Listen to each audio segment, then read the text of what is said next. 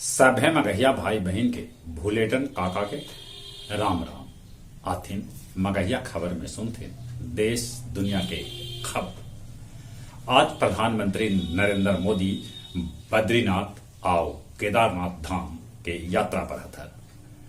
मुख्यमंत्री नीतीश कुमार आज 9,476 गो स्वास्थ्य कर्मी के देतन नियुक्ति पत्र तक प्रधानमंत्री कल 75,000 नियुक्ति पत्र सौंपतन। बिहार के लगभग 40,000 स्कूल में कल आयोजित कल गेल अभिभावक संगोष्ठी लैकन में देखल गेल उत्साह। बीपीएससी परीक्षा केंद्र पर करत प्रश्न पत्र के प्रिंटिंग। नगर पालिका चुनाव जे दिसंबर तक न होए त हो जाए टेक्निकल गड़बड़ी। 2023 के नया जारी मतदाता सूची से करावे पर चुनाव। जमुई से नक्सली सुनीता मुर्मू के कल गए गिरफ्तार। जम्मू कश्मीर में होल भारी बर्फबारी।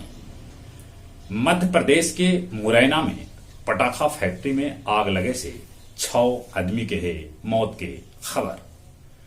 ब्रिटेन के प्रधानमंत्री लिज ट्रस्ट छोड़लन अपन पद।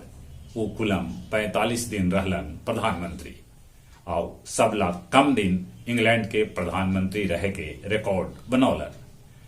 इंडोनेशिया में आयोजित G20 सम्मेलन में भाग ले सका था चीनी राष्ट्रपति शी जिनपिंग। न्यूजीलैंड में गाय के डकार पर लगावल गए टैक्स हो रहा है जगह जगह विरोध। गया के 7 गो बाल वैज्ञानिक के प्रोजेक्ट होल चयनित। आमस के 100 पंचायत के महापुर आहरा में डूबे से 2 गो लड़की के हो गए मौत। ट्रैक्शन के तार टूटे से गुरप्पा पहाड़पुर रेल खंड पर रेल सेवा रहल कैकन घंटा बाधित। और अब कुछ खेल के समाचार। T20 विश्व कप में श्रीलंका नीदरलैंड के हरा के सुपर 12 में जगह कैलक पक्का। भारतीय टीम दिसंबर में जाए बांग्लादेश।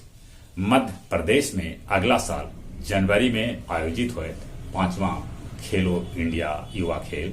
निशानेबाजी में रुद्रास जो पदक जीतलन है उनका महाराष्ट्र सरकार देता 2 करोड़ रुपया। चलित एक बेर फिर से अपने सभी के बुलेटिन काका के राम राम।